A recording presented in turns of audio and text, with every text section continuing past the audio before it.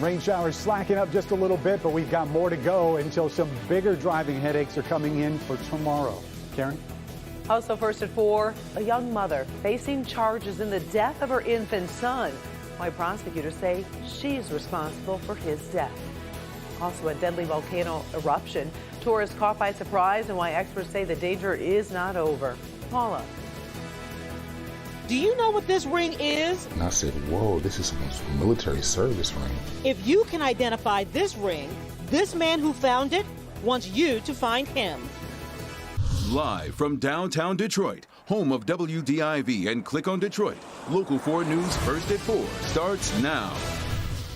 Good afternoon, I'm Karen Drew. First at 4, a mother is behind bars right now, charged in the death of her 1-year-old son. 20-year-old Rihanna Nichols was arrested last week after her 1-year-old son, Viston Stevenson, was found unresponsive in a home on the city's west side. Viston later died at a hospital. Prosecutors say his mom caused the fatal head trauma that killed the child. Nichols is charged with murder and child abuse. The judge denied bail. A double shooting in Frenchtown Township leaves a woman seriously injured. This happened this morning at a mobile home park on Killy Court. Sheriff deputies say a man and woman were both shot by a 34-year-old who lived with the victims. Deputies tell us there was a confrontation. The gunman opened fire, grazing the man and hitting the woman. The gunman tried to get away, but was arrested a short time later. Some wild surveillance video showing a van slamming into a Detroit clothing store during a late-night smash and grab. This happened about 1 o'clock this morning on Verner Highway near Junction. You can see the moment that van slams into the BBW sportswear shop. Police tell us thieves jumped out of the van, stole about $4,000 to $5,000 of merchandise. The store owner is in shock. Hopefully they will get caught one day, because they're supposed to be behind the bars, not in the street.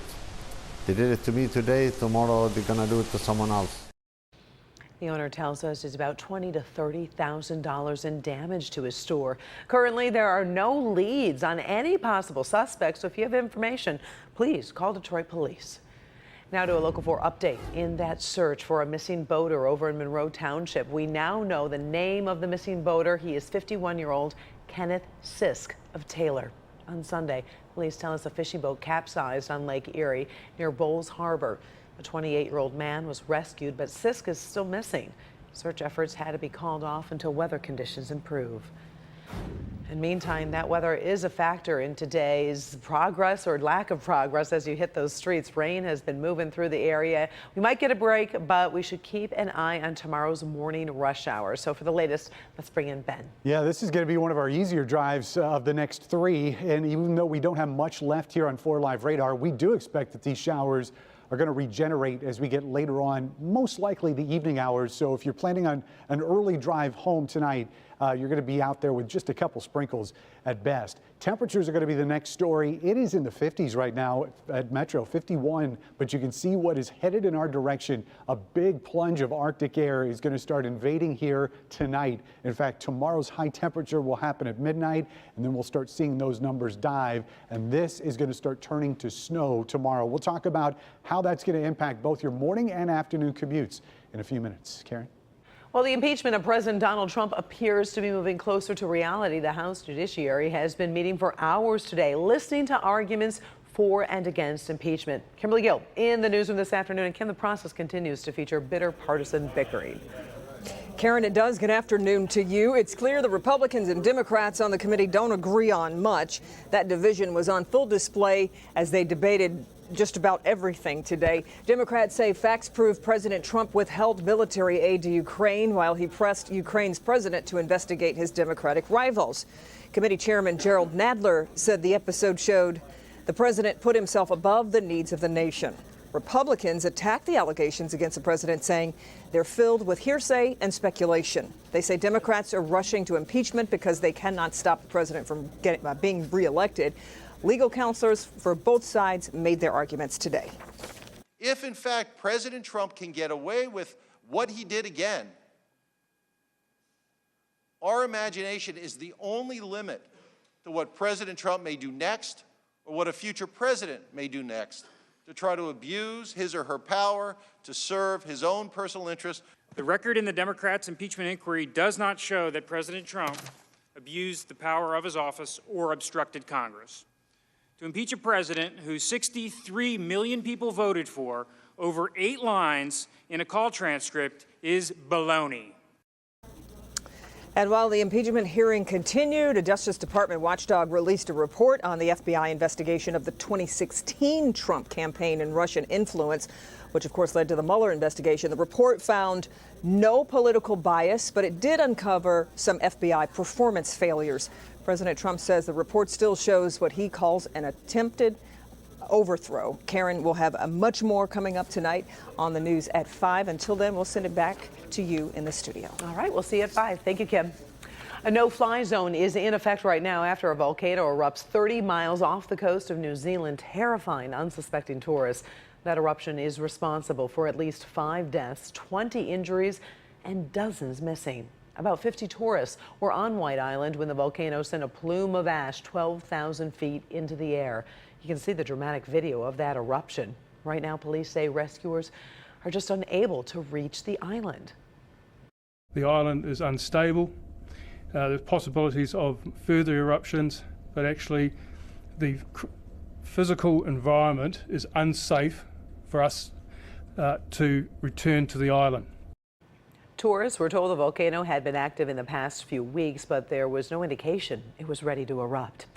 All right, closer to home, a local man is trying to reunite a lost heirloom to its rightful owner, and by doing so, making his own grandfather proud. You could call it a ring of honor, found at a Dearborn gas station. And that is where we find Paula Tutman with a story of one man's search for a ring owner who is MIA today. Hey, Paula.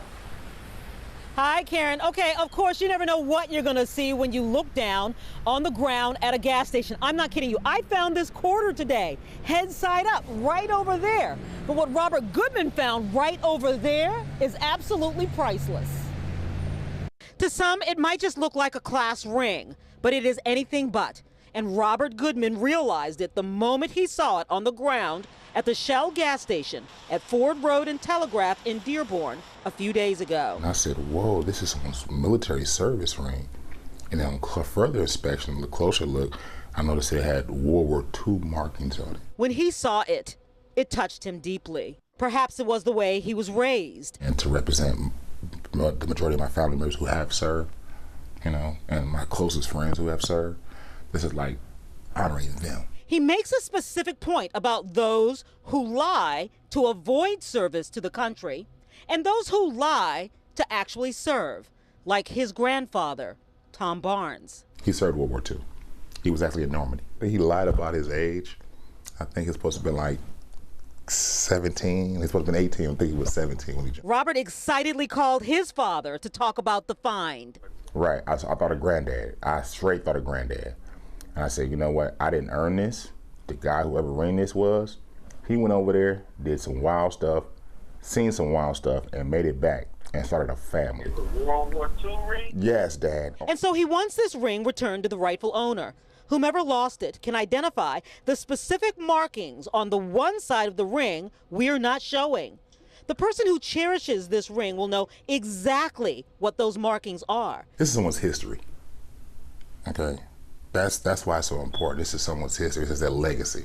And Robert wants you to know he's going to keep your family heirloom safe until you can be reunited with it. I think of all the people who didn't gave up their lives for us, okay? And that's a serious thing, you know? So, you know, hats off to them. Salute. Would like to get this ring back to the gentleman or the lady, whoever lost this ring, or a family member, because this has sentimental value to them. Yeah, I'm sure it does. Now, those markings on the other side of the ring, they're very distinctive and very identifiable. The person who's missing this ring, they will know how to identify it. We're going to actually put a link on our social media platforms to Robert so that if you think you know who's the rightful owner of that ring, you can reach out directly to him. Karen? Oh, I sure hope we are able to reunite and do a story later this week. Right? Yeah, well, that would be really cool. Well, now you said he found it at the gas station. Any more specifics? Was it near the gas where people were getting gas, near the entrance, or where specifically? Yeah, so he was getting gas over here, and he walked in and looked down and saw the ring, picked it up, thought it was a piece of junk, got his gas, and then looked at it a lot more closely and then started asking friends, what is this? So yeah, just something he found at a gas station, or at this particular gas station. He wants to find that rightful owner. I sure hope we do. Thank you so much, Paula, for that story. We appreciate it. Still ahead, first at 4, we are going to show you a Santa sweater that has one of the biggest retailers in the world offering an apology, and that is one of our trending stories right now. And Russia paying a heavy price for trying to cheat at major sporting events. We are going to talk about a tough new penalty. But first, Christmas sneaking up on all of us. What you need to know about shipping deadlines. It's a reminder that could save someone's Christmas surprise. Coming up next.